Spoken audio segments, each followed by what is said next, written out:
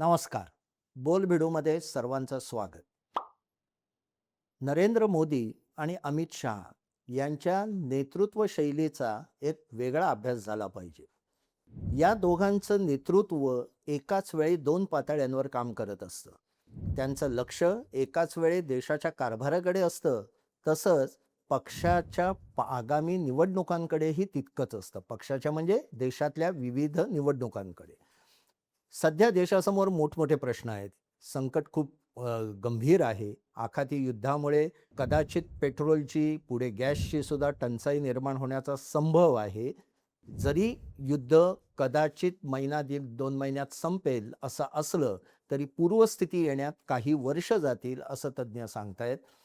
तेलाचा भाव जो भारत सरकारने 60 ते 62 रुपये पर बॅरल अपेक्षित ठेवला होता, तो 140 बॅरलवर गेलेला आहे. आणि आता तर भारत सरकारला तेलावरील जो कर आहे, एक्साईज ड्युटी आहे, ती कमी करण्याची वेळ आलेली आहे. थोडक्यात म्हणजे तिजोरीवर बराच ताण पडणार आहे आणि त्याचा परिणाम अनेक योजना किंवा इन्फ्रास्ट्रक्चरमधले मोठमोठे प्रोजेक्ट यावर होऊ शकतो. किंबहुना पुढचं 3 वर्ष ही इकॉनॉमीच्या दृष्टीने, आर्थिक दृष्टीने खूप संकटाची असतील. आपल्याच देशाला नव्हे, जगभरातल्या सर्व देशांना, चीन काही प्रमाणात वगळता, हे आणि अमेरिका वगळता असं बोललं जात आहे. अशा वेळी एका बाजूला नरेंद्र मोदी आणि अमित शहा किंवा नरेंद्र मोदी सरकार यांचं लक्ष ही आव्हानं पेलण्याकडे आहे किंवा सोडवण्याकडे आहे. पण त्याच वेळी 2029च्या लोकसभा निवडणुकीकडे पण त्यांचं बारकाईने लक्ष आहे. आणि हे म्हणता येतं कारण अचानक भारतीय जनता पक्षाने पुढे आणलेलं महिला आरक्षणाच्या विधेयकाची तातडीने अंमलबजावणी करण्याची धडपड. ही अंमलबजावणी याच निवडणूक म्हणजे आगामी 2029च्या निवडणुकीत व्हावी, यासाठी भारतीय जनता पक्षाने अचानक हालचाली सुरू केल्या आणि त्यामुळे विरोधी पक्षात खळबळ माजली. याचं कारण असं, 2023मध्ये नव्या संसदीय वास्तूचं जेव्हा उद्घाटन झालं, तेव्हा तुम्हाला आठवत असेल की हे उद्घाटन महिला आरक्षण विधेयकाने झालं. त्याला नारी वंदन विधेयक असं नाव देण्यात आलेलं होतं. आणि त्यानुसार संसदेमध्ये म्हणजे लोकसभा, राज्यसभा आणि त्याचबरोबर सर्व विधानसभा या सगळ्यात महिलांसाठी 33% जागा राखीव ठेवण्याचा निर्णय घेण्यात आलेला होता. मात्र हे विधेयक किंवा याची अंमलबजावणी ही सेन्सस म्हणजे जनगणना सध्या जी चालू होणार आहे पुढच्या महिन्यापासून, ती पूर्ण झाली आणि डिलिमिटेशन म्हणजे विधानसभा आणि लोकसभा मतदारसंघांची पुनर्रचना पूर्ण झाली की त्यानंतर लागू करायचं, अशा पद्धतीचा प्रस्ताव त्यावेळी संसदेसमोर मांडण्यात आला. म्हणजे 2029च्या निवडणुकीत महिलांना आरक्षण मिळणार नव्हतं, तर ते त्या पुढच्या म्हणजे 2034च्या निवडणुकीत जर का जनगणना तोपर्यंत पूर्ण झाली आणि मतदारसंघाची पुनर्रचनाही पूर्ण झाली, तर 34मध्ये ते आरक्षण मिळणार होतं. यावरनं त्यावेळी बरीच टीका झाली. विशेषतः विरोधी पक्षाने तावातावाने भारतीय जनता पक्षावर टीका केली आणि त्यांनी सांगितलं की यांना महिलांचं विधेयक हे फक्त 2024च्या म्हणजे मागच्या लोकसभा निवडणुकीत महिलांची मतं मिळवण्यासाठी हे गाजर दाखवण्यात आलेलं आहे. कारण 2034मध्ये याची अंमलबजावणी होणार आहे. म्हणजे लंकेत सोन्याच्या विटा म्हणतात, तशा पद्धतीने ही स्वप्न दाखवण्यात आलेली आहे. भारतीय जनता पक्ष हा महिलांना आरक्षण देण्यासाठी कमिटेड वाटत नाही. त्यांना खरोखरच महिलांना आरक्षण द्यायचं असतं तर त्यांनी तातडीने काही अंमलबजावणी केली असती, असं विरोधी पक्षांनी तेव्हा टीका केली. विरोधी पक्षांच्या या टीकेचा धागा उचलूनच कदाचित नरेंद्र मोदी सरकारने पुढच्याच लोकसभा निवडणुकीत हे विधेयक ह्या विधेयकाची अंमलबजावणी करण्याचा निर्णय घेतलेला असावा. यासाठी दिल्लीमध्ये विशेषतः संसदेमध्ये खूप हालचाली सुरू झाल्यात. सर्व प्रमुख विरोधी पक्षांना व्यक्तिगत आमंत्रणं दिली गेली नेत्यांना, त्यांच्याबरोबर याची चर्चा सुरू आहे. मग काँग्रेसने एक पत्र दिलं आणि मल्लिकार्जुन खरगे यांनी सांगितलं की अशी व्यक्तिगत चर्चा करू नका, तर सर्व विरोधी पक्षांची एकत्र बैठक बोलवा. ती बैठक बोलवण्याचं घाटत आहे. आणि हे करताना भारतीय जनता पक्षाने त्या विधेयकात बदल सुचवलेले आहेत आणि ते खूप इंटरेस्टिंग आहे. 2029 मधल्या लोकसभा निवडणुकीसाठी महिला आरक्षण जर का द्यायचं असेल, तर जनगणना तर तोपर्यंत पूर्ण होणार नाहीये, की आत्ता सुरू होतीये. त्यामुळे 2029 पर्यंत जनगणनेचे संपूर्ण आकडे हे उपलब्ध नसतील. म्हणून आत्ताच्या जनगणनेऐवजी 2011 ची जनगणना ग्राह्य धरावी. त्या जनगणनेनुसार महिला आरक्षण ठरवावं, असा प्रस्ताव भारतीय जनता पक्षाने पुढे आणलेला आहे.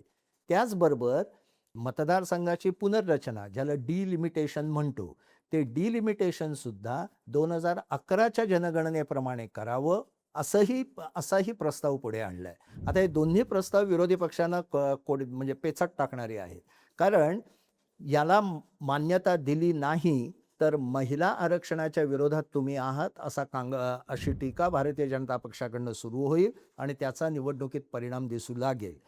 मान्यता दिली तर महिला आरक्षण विधेयक तातडीने अंमलात आणण्यासाठी विरोधी पक्षांनाही, म्हणजे असे उमेदवार, महिला उमेदवार विरोधी पक्षांना उभे करायला लागतील. तिसरा भाग भारतीय जनता पक्षाने असा आणलाय की एक आक्षेप असा होता की एसी एसटी आणि ओबीसी कोट्यांमध्ये पण हे आरक्षण लागू होईल का, तर ते आरक्षण तसंच भारतीय जनता पक्षाने मान्य केलेलं आहे.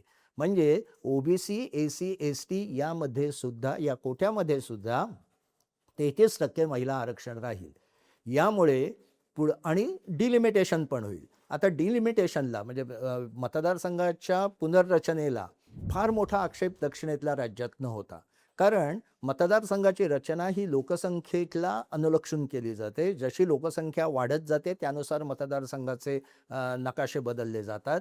उत्तर भारतात लोकसंख्या वेगाने वाढते आणि दक्षिण भारतात ती कमी होते ॲक्च्युली. म्हणजे मतदारसंघ जर का आपण लोकसंख्या वाढीचे आकडे घेतले तर आपल्याला उत्तर भारत आणि दक्षिण भारत, म्हणजे हिंदी बेल्ट आणि दक्षिण बेल्ट याच्यात असमतोल आढळतो. या असमतोलाचा फायदा घेऊन उत्तर भारतातले मतदारसंघ भारतीय जनता पक्ष संख्येने वाढवेल. तिथे त्यांचं वर्चस्व असल्यामुळे त्यांना सहज बहुमत मिळेल आणि दक्षिण भारतातली जी राज्य भारतीय जनता पक्षाच्या बरोबर नाहीत त्यांच्या मतदारसंघ कमी असल्यामुळे त्यांचे कमी खासदार निवडून जातील. साहजिकच त्यांचं बहुमत किंवा त्यांचं वजन संसदेत पडणार नाही, असा आक्षेप तमिळनाडू, कर्नाटक, केरळ, आंध्र या सर्व राज्यातनं घेतला जात होता. पश्चिम बंगालनेही त्याला अनुमोदन काही प्रमाणात दिलं होतं. हा वाद दूर करावा म्हणून अमित शहानी अशी सूचना केली आहे की सध्याच्या घडीला उत्तरेतली राज्य आणि दक्षिणेतली राज्य यांच्यामधल्या खासदारांच्या संख्येचा जो काही तोल आहे तो तसाच कायम राहील. म्हणजे ज्या प्रमाणात उत्तर भारतात, समजा उत्तर प्रदेशमधली ज्या प्रमाणात संख्या वाढेल खासदारांची, तितक्याच प्रमाणात तामिळनाडूमध्ये पण वाढेल.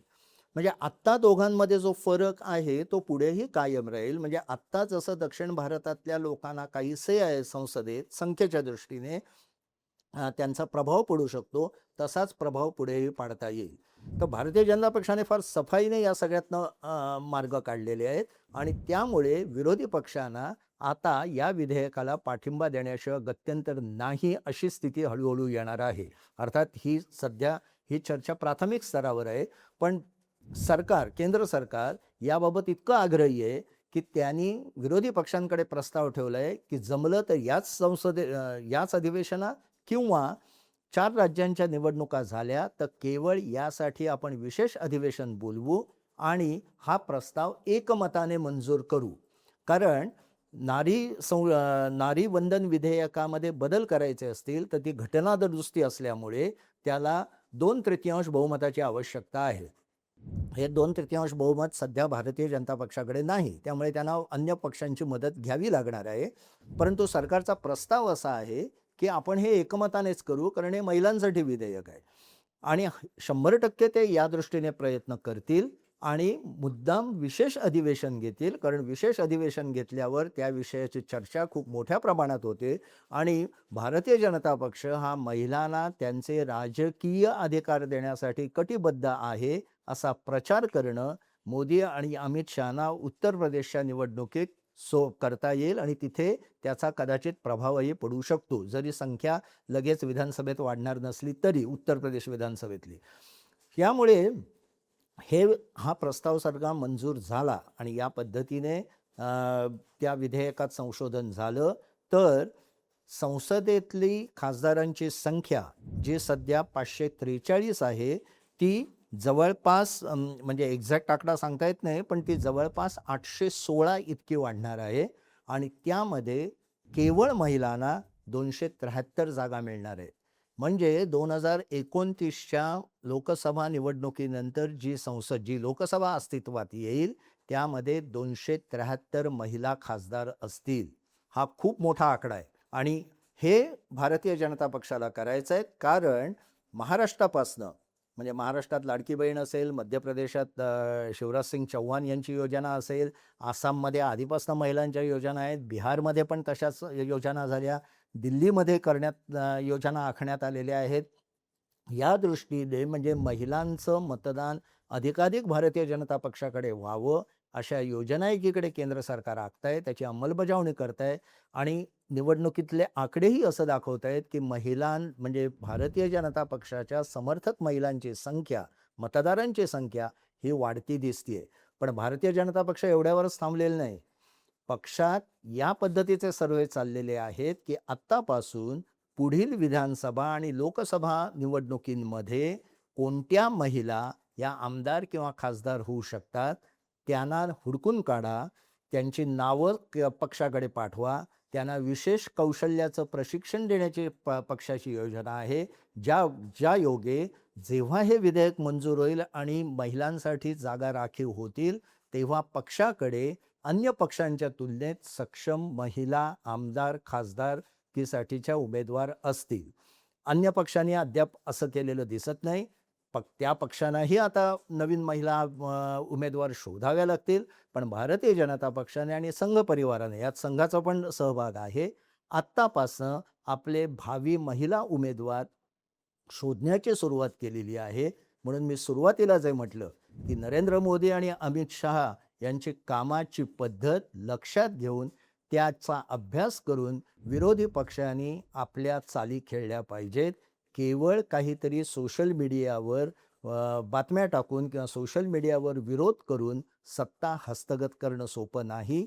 फार पुढचा विचार करून अमित शहा आणि नरेंद्र मोदी काम करतात. असंच सर्व विरोधी पक्षांनी करणं ही गरजेचं आहे, जर त्यांना 29 मध्ये मोदींकडनं सत्ता हिसकावून घ्यायची असेल तर.